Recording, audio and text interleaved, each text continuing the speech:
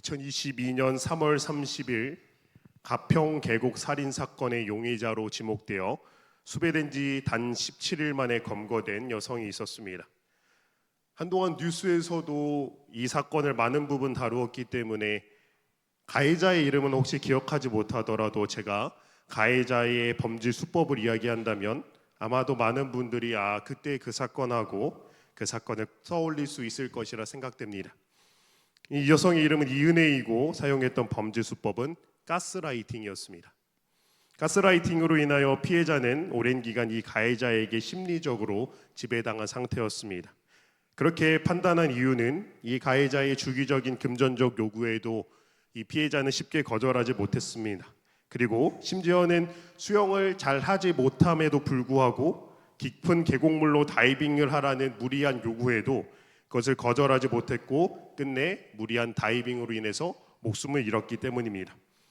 이 사건 이후로 적지 않은 사람들이 가스라이팅이 무엇인가에 대해서 관심을 가지게 되었고, 이 가스라이팅이라는 말이 이제는 일상생활에서도 그렇게 어색하지 않게 쓰여지는 말이 되기도 한 것 같아요. 그런데 생각보다 이 가스라이팅이라고 하는 말은 우리가 일상생활에서 쓰기에는 그 무게가 결코 가볍지 않은 것 같습니다. 왜냐하면 가스라이팅은 단순히 거짓말을 자주 하는 사람에게 사용하는 말이 아니기 때문에 그래요. 가스라이팅의 핵심 원리는 상대방의 근간을 흔드는 것에 있습니다. 쇠뇌에 있다는 겁니다. 보통 사람들은 자신의 기억, 경험, 감정, 직관을 기반으로 판단을 합니다. 그런데 이 가스라이팅은 이 기반 자체를 흔듭니다. 가스라이팅은 반복적이고 의도적으로 지배하려는 방향성을 가지고 상대방의 기반을 흔들어서 자기 자신조차도 못 믿게 만들어서 가해자를 의지하게끔 만듭니다. 지속적으로 가스라이팅을 당할 경우 자꾸 내가 틀린 것 같고 어떤 결정을 내리기 어려워지고 상대의 눈치를 과하게 보게 되고 내 기억보다 상대의 말을 더 믿게 되는 경우들이 생긴다고 해요. 제가 왜 오늘 말씀 서두에 가스라이팅으로 이야기를 시작하냐면 오늘 본문에 유다 백성들이 처한 상황 때문에 그렇습니다. 오늘 본문은 유다의 상황을 전하며 다니엘과 세 친구들의 이야기를 통하여 당시 유다 백성들이 어떤 상황 가운데 놓여져 있는지를 생생하게 전해주고 있습니다. 1절을 보게 되면 유다 왕 여호야김이 다스린 지 3년이 되는 해에 바벨론 왕 느부갓네살이 예루살렘에 이르러 성을 에워쌌다라고 말하고 있습니다. 간단히 이 본문에 대한 배경 지식을 알아야 오늘 본문에 처한 유다 백성들의 심정이 어떠한지를 자세히 알 수 있을 것 같습니다. 르호보암 때 이스라엘이 남유다와 북이스라엘로 나뉘게 되었죠. 이미 북이스라엘은 아수르에 의해서 멸망이 되었습니다. 그리고 이제는 남유다만 남은 상황이죠. 그런데 지금 그 남유다도 바벨론 왕 느부갓네살에 의해서 예루살렘 성이 포위된 상황이었다고 말하고 있습니다. 드디어 예레미야 선지자가 그토록 예언하던 그날이 찾아왔습니다. 사실 당시 지리적으로 이스라엘은 사방이 적으로 가득했습니다. 서쪽으로는 블레셋이, 동쪽으로는 모압과 암몬이 있었습니다. 심지어 남쪽에는 강대국인 애굽이, 북쪽에는 아수르가 언제든 이스라엘을 집어삼키고자 하는 것이 당시 이스라엘이 처한 상황이었어요. 하나님께서는 이런 처참한 상황 속에서 이스라엘 백성들이 집어삼킴을 당하지 않고 강성할 수 있었던 이유가 오로지 하나님께 있었음을 역사적으로 계속해서 보여줘 왔었습니다. 그러니까 주변의 강대국이 이스라엘을 지키는 것이 아니라 이스라엘 자신들이 자신들을 지킬 수 있었던 상황은 더더욱이 아니라 오로지 하나님께서 이스라엘을 지켰다는 것을 이스라엘의 역사를 통해서 계속해서 보여주셨습니다. 하나님께서는 역사 가운데서 그것을 확실하게 보여주셨습니다. 이스라엘 하나님을 떠나면 그 땅은 언제든 여러 위험에 노출되어 위기와 역경의 길을 갔고 그들이 하나님을 온전히 의지하고 따를 때에만 평안과 화평을 누렸던 것을 그들은 역사 속에서 직접 겪어왔다는 것입니다. 그런데 지금 이런 이들의 근간을 흔드는 일이 발생하게 돼요. 하나님을 분명히 잘 섬겼는데 고난과 역경이 이들을 찾아왔기 때문이에요. 그 고난과 역경은 어떤 인물의 죽음으로 시작됩니다. 오늘 본문 서두에 소개되는 여호야김은 그 유명한 요시야 왕의 아들입니다. 요시야는 여러분도 잘 알고 있다시피 하나님을 의지하며 하나님만을 섬기며 백성들을 잘 다스렸던 왕이었습니다. 그래서 열왕기하 23장 25절은 요시야를 이렇게 평가합니다. 요시야와 같이 마음을 다하며 뜻을 다하며 힘을 다하여 모세의 모든 율법을 따라 여호와께로 돌이킨 왕은 요시야 전에도 없었고 후에도 그와 같은 자가 없었더라라고 말합니다. 요시야는요, 가히 남유다 역사상 하나님 앞에서 가장 신실한 왕이었다고 말할 수 있는 왕이었어요. 그런데 그런 요시야가 너무나도 허무하게 애굽과의 전쟁에서 전사하게 됩니다. 이 일로 남유다는 완전히 패망의 길을 걷기 시작합니다. 전쟁에서 이긴 애굽 왕은 요시야의 둘째 아들 여호아스를 먼저 왕위에 올려요. 그런데 3개월 만에 그 왕권을 빼앗아서 그의 형이었던 여호야김에게 줍니다. 이 일을 보면서 다른 사람들이 어떻게 생각했을까요? 유다와 유다를 지켜보는 다른 백성들이 뭐라고 생각했을까요? 이제 왕권조차도 애굽의 손에 있다고 생각하지 않았겠습니까? 이러한 생각은 그들의 손에 왕이 된 여호야김 본인도 다르지 않았을 겁니다. 이러한 상황 때문에 그는 하나님 대신에 애굽 왕을 선택했어요. 어쩌면 하나님을 열심히 섬겼음에도 불구하고 허무하게 죽어간 그의 아버지를 보았기 때문에 했던 선택이었는지도 모르겠습니다. 그것이 아니더라도 당시 상황에서 여호야김이 할 수 있는 선택은 애굽 왕을 선택하는 것 말고는 할 수 있는 게 없었다고 말할 수도 있을 것 같아요. 아니, 그렇지 않겠어요? 지금 자신의 동생도 애굽에 의해서 왕권을 받았다가 3개월 만에 그 왕권이 빼앗기지 않았습니까? 지금 자신들에게 어떤 선택권이 있는 상황이 아니었습니다. 왕권마저도 그들의 손에 놀아나고 있는데 말입니다. 그렇게 왕이 된 여호야김은 자포자기라도 한 듯 백성들을 내버려두고 자신이 즐기는 일에만 몰두합니다. 이때 사역하던 선지자가 바로 요시야와 함께 유다의 개혁을 주도했던 예레미야 선지자예요. 그의 아버지와는 너무 다른 여호야김의 행보에 예레미야는 부르짖을 수밖에 없었습니다. 예레미야는 계속해서 유다 백성들이 죄로부터 하나님께 돌아오기를 촉구했어요. 그런데 여호야김은 예레미야의 말을 끝까지 듣지 않습니다. 하나님을 그렇게 믿고 따르는 아버지는 애국과의 전쟁에서 너무나도 허무하게 죽었습니다. 아버지 요시야가 그렇게 믿고 따르던 하나님께서는 애국과의 전쟁에서 자신의 아버지 요시야를 지키지 못한 하나님이라고 여호야김은 그렇게 받아들였는지도 모르겠습니다. 그래서 그런 하나님보다 애굽의 신이 더 위대해 보였을지도 모르겠습니다. 그래서 하나님보다는 애굽을 선택했는지도 모르겠단 말입니다. 그것이 아니더라도 여호야김에게는 선택지가 없었어요. 전쟁에서 패해 왕이마저도 저들의 손에 있는 와중에 여호야김이 할 수 있는 것이 무엇이 있었겠습니까? 그러니 여호야김이 했던 것이 타당성이 있어 보이지 않습니까? 그러나 그럼에도 불구하고 예레미야는 여호야김의 행동을 단호하게 악행이었다고 말합니다. 그리고 여호야김에게 북쪽의 신흥 국가인 바벨론에게 항복하라고 이야기를 해요. 이러한 예레미야의 이야기가 여호야김에게 어떻게 들렸을까요? 당혹감을 주기 부족함이 없었습니다. 회개하고 돌아오면 하나님께서 도와주실 것이라는 메시지가 아니라 이제는 어떻게 해서도 하나님께서 자신과 유다를 도와주지 않을 것이라는 말로 들렸을 것이기 때문입니다. 회개하고 돌아와도 바벨론에게 항복해야만 하는 운명이 자신들의 운명이라고 생각하게 된 거예요. 아, 하나님께서 우리를 버리셨다. 이제 이스라엘, 유다는 끝났다. 그렇게 생각하지 않았겠습니까? 이런 상황에 여호야김이 애굽을 버리고 신흥 국가인 바벨론을 택하라는 예레미야 말을 들었겠습니까? 그것보다는 자기를 왕으로 세운 애굽을 택하여 그나마 가지고 있는 왕권을 지키는 것이 여호야김이 할 수 있는 일이지 않았겠습니까? 그렇게 여호야김은 바벨론에 항복하라는 예레미야의 말을 애써 외면한 채 3년이라는 시간이 지났습니다. 설마 했습니다. 예레미야 선지자가 예언을 할 때에도 애써 거부하고 무시하며 그렇게 지내온 세월이었습니다. 그러나 결국 바벨론에 의해 예루살렘이 포위되고 말았습니다. 그리고 왕을 비롯한 많은 신하들이 포로로 끌려가는 수모를 겪어야만 했습니다. 그렇게 왕을 비롯한 많은 신하들이 포로로 끌려갈 적에 다니엘과 세 친구들도 함께 바벨론으로 끌려오게 된 겁니다. 이것이 지금 다니엘과 세 친구들이 처해져 있는 상황입니다.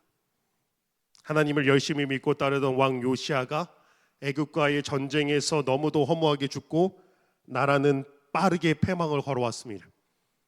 요시야의 아들 여호야김은 당시에 어쩔 수 없는 상황에 따라 애굽에 붙는 선택을 해야 했습니다. 그런데 그 애굽도 바벨론의 손에서 유다를 끝내 구할 수 없었습니다. 남유다는 예레미야의 예언에 따라 바벨론의 손에 망하게 되는 순서를 밟게 되었던 겁니다.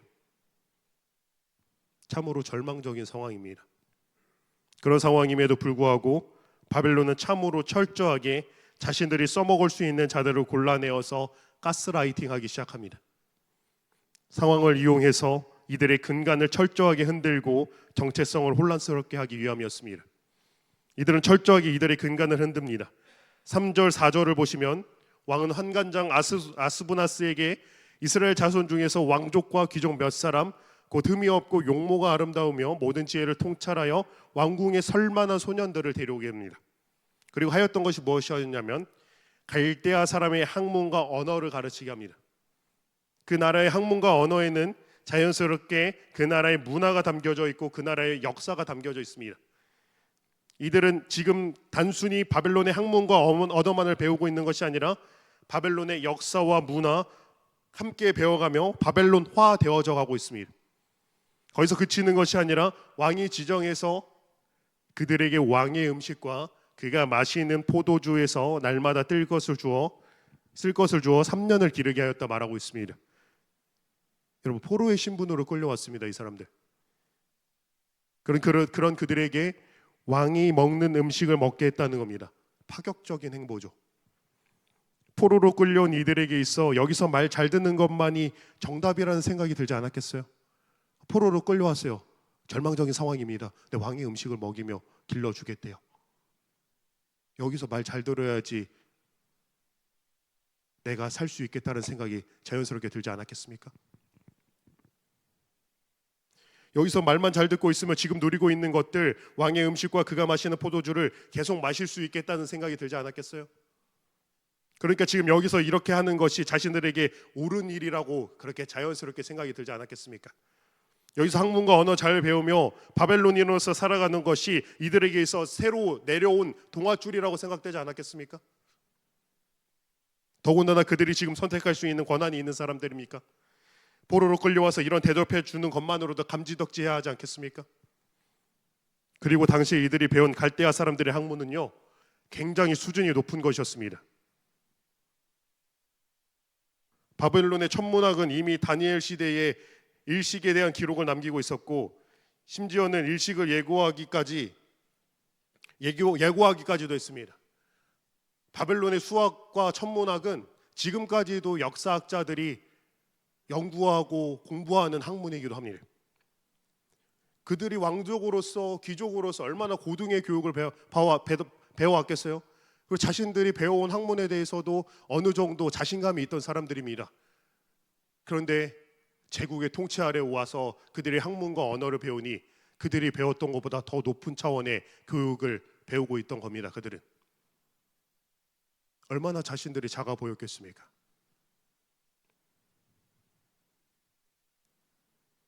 뛰는 사람 위에 나는 사람이 있다고 생각하지 않았겠어요?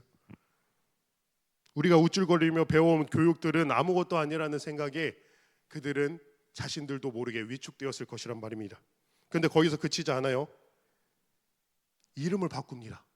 여러분, 이름은 단순하게 어떤 사람을 특정짓기 위한 호칭이 아니죠. 우리도 마찬가지지만 이름은 굉장히 많은 것들을 담고 있습니다.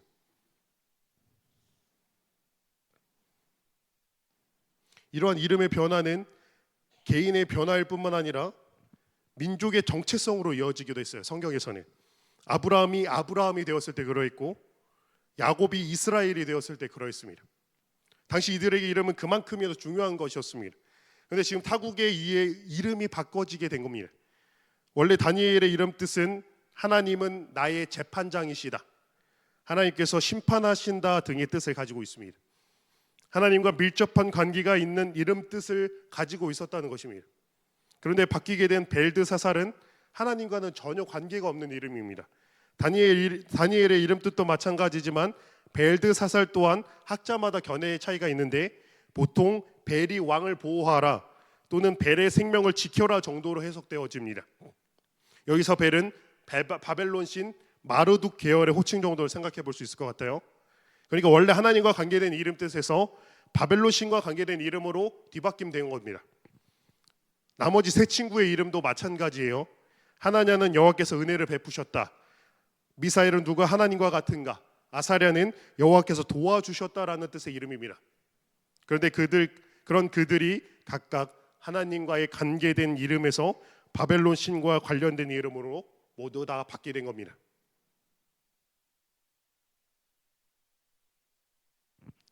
당시에 이들에게 이름은 결코 단순한 의미가 아니죠. 그냥 불려지는 호칭이 아니라 이들의 정체성이요, 삶의 특징이요, 영적인 의미가 담긴 것이었습니다. 그런 그들의 이름이, 하나님과 관계된 그들의 이름이 하나님과는 관련이 없는 바벨론 신과 관련된 이름이 되었단 말입니다. 이 사건은 이들에게 있어 결코 단순한 것이 아닙니다. 이들의 근간을 흔들 만한 일입니다. 바벨론 사람들의 언어와 학문을 교육받고 그들의 역사와 문화를 습득하며 바벨론 왕의 음식과 그가 마시는 포도주를 마시며 그들의 이름마저도 바뀌어지며 철저하게 그들은 바벨론화 되어져 갔다는 겁니다. 여러분이 이들의 상황이라면 그럼에도 불구하고 나는 끝까지 유다인으로서 살아가겠다라는 생각을 가질 수 있겠습니까?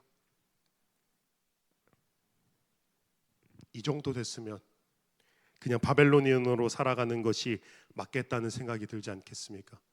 이게 하나님의 뜻 아닌가? 여기까지 왔는데. 그렇게도 열심히 하나님을 믿던 요시야 왕도 애국과의 전쟁에서 너무도 허무하게 죽게 되었습니다. 하나님의 선지자를 통하여 그렇게도 칭찬을 받으며 온 유다와 백성들을 개혁했던 왕이 바로 요시야 왕입니다. 그런데 그렇게 잘 섬기던 요시야 왕이 너무도 허무하게 죽은 겁니다. 애굽 사람들이 자신들의 왕을 좌지우지했고 그런 수치스러운 날들이 그렇게 길지 않아 바벨론에게 포위당하며 이제는 포로로서 바벨론으로 끌려오게 되었습니다. 하나님을 열심히 믿던 요시야 왕이 허무하게 죽고 이제는 또 다른 제국에 의해 포위당하며 그 나라로 끌려오게 된 겁니다. 이제 유다는 다 끝난 것 아니에요? 사람들은 이 상황을 보며 저마다 이야기했을 겁니다. 이스라엘은 완전히 끝이 났다. 이스라엘의 신이 애국과 바벨론의 신에게 패배했다고 말입니다. 바벨론에게 포위당하여 바벨론으로 끌려오게 되면 이제는 내 커리어라든지 모든 것들이 끝나는 것인 줄 알았을 것입니다. 그런데 이 사람들이 나를 따로 데려와 특별한 대접을 해주는 건 아니겠습니까? 바벨론의 언어와 학문을 배우게 했고 무려 그들의 왕의 음식과 그가 마시는 포도주를 마시게 하는 건 아니겠습니까? 내 나라 유다가 완전히 끝이 났으니 내 인생 또한 끝인 줄 알았는데 아니었던 겁니다. 따로 데려와 극진한 대접을 해주면서 나를 대우해 주는 것 아니겠습니까? 내 나라 유다는 끝났지만 내 인생은 끝난 것이 아니었습니다. 근데 이들이 내 이름 또한 바벨론식으로 바꾸어주며 이제는 바벨론인으로 살아가라 하는 것 아니겠습니까? 이제 바벨론인으로서 살아가면 되는 것 아니겠습니까? 그것이 지금 바벨론 사람들이 유다인들에게 원하는 것이었습니다. 그리고 이제는 유다 사람들이 다른 어떤 선택을 할 수 있는 상황도 아니지 않습니까? 왜냐하면 다 끝났지 않았습니까? 유다 개혁의 중심이었던 요시아가 외국과의 전쟁에서 허무하게 패배했고 끝내 유다는 바벨론에게 정복당했습니다. 그래서 왕은 물론이고 왕족과 귀족들이 바벨론으로 끌려왔습니다. 다 끝났습니다. 유다는 이제 끝났습니다. 하나님께서도 유다를 버리신 것이 분명하지 않겠습니까? 그런데 성경은 이 상황을 완전히 다른 시각으로 바라봅니다. 누가 봐도 완전히 다 끝난 상황인데 어떤 희망도 어떤 소망도 없이 그냥 바벨론인으로서 살아가며 바벨론의 신을 섬기는 것이 옳아 보이는 상황인데 성경은 이것을 다르게 바라보며 다르게 말하고 있다는 것입니다. 다니엘서 1장 2절입니다. 다니엘서 1장 2절은 한 목소리로 다 같이 읽도록 하겠습니다. 1장 2절입니다. 시작. 주께서 유다 왕 여호야김과 하나님의 전 그릇 얼마를 그의 손에 넘기심에 그가 그것을 가지고 신할 땅 자기 신들의 신전에 가져다가 그 신들의 보물 창고에 두었더라. 주께서 유다 왕 여호야김과 하나님의 전 그릇 얼마를 그의 손에 넘기심에 주께서 그의 손에 넘기심에 성경은 바벨론이 예루살렘 성전을 에워싸와 유다를 정복한 사건을 보며 주께서 넘기신 것이라 이야기하고 있습니다. 그러니까 하나님께서 바벨론에게 패한 것이 아니라 바벨론 신에게 패한 것이 아니라 하나님께서 유다를 버리신 것이 아니라 주께서 그의 손에 넘기셨다라고 말하고 있는 겁니다. 하나님께서 넘기지 않으셨다면 그들이 정복할 일은 없다고 말하고 있는 겁니다. 하나님께서 배하신 것이 아니라 하나님께서 하나님의 선하신 뜻에 따라 그들을 바벨론의 손에 넘기셨다고 성경은 말하고 있단 말입니다. 사람들은 유다의 상황을 바라보며 너나 할 것 없이 이야기했습니다. 유다는 끝났다. 유다의 신이 유다를 버렸다.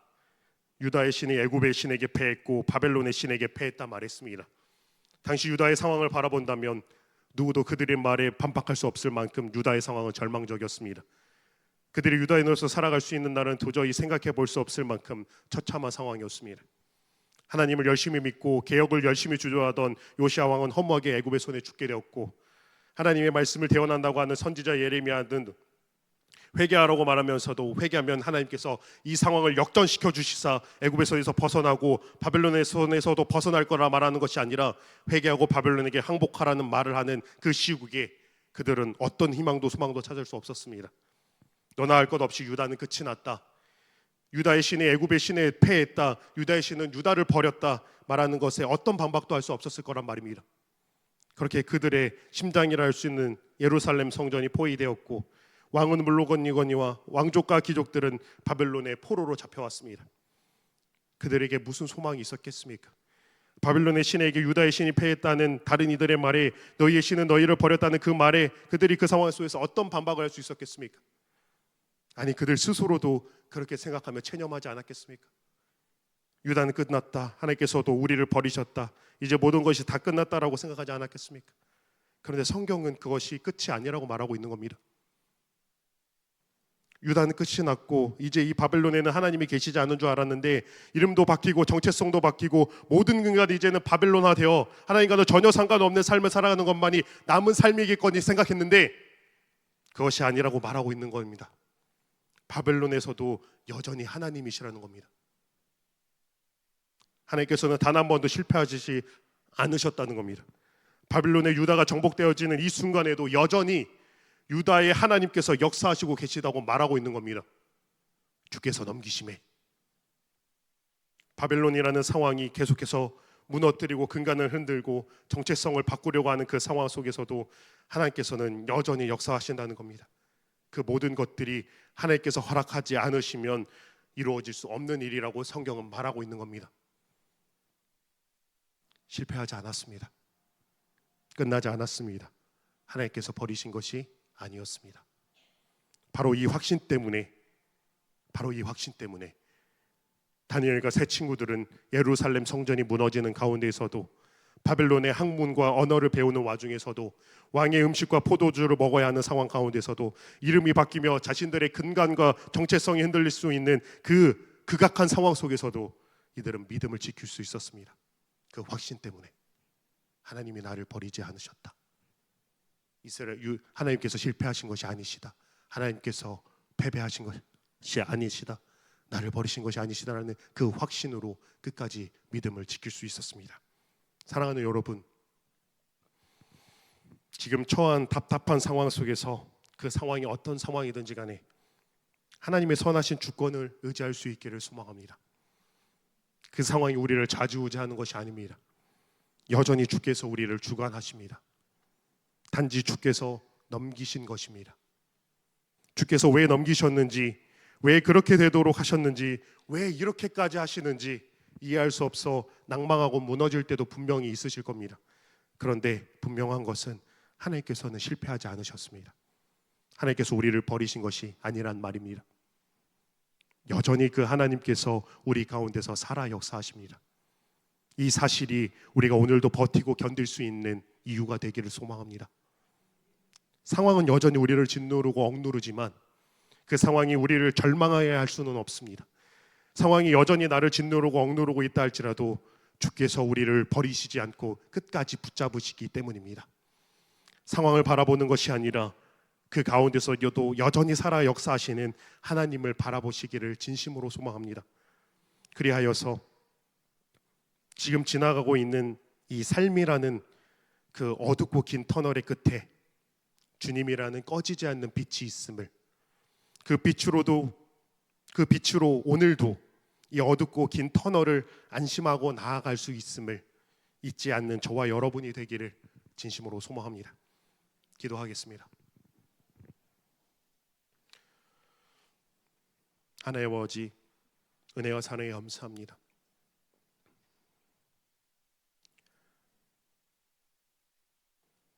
때로는 이 삶이라고 하는 어둡고 긴 터널이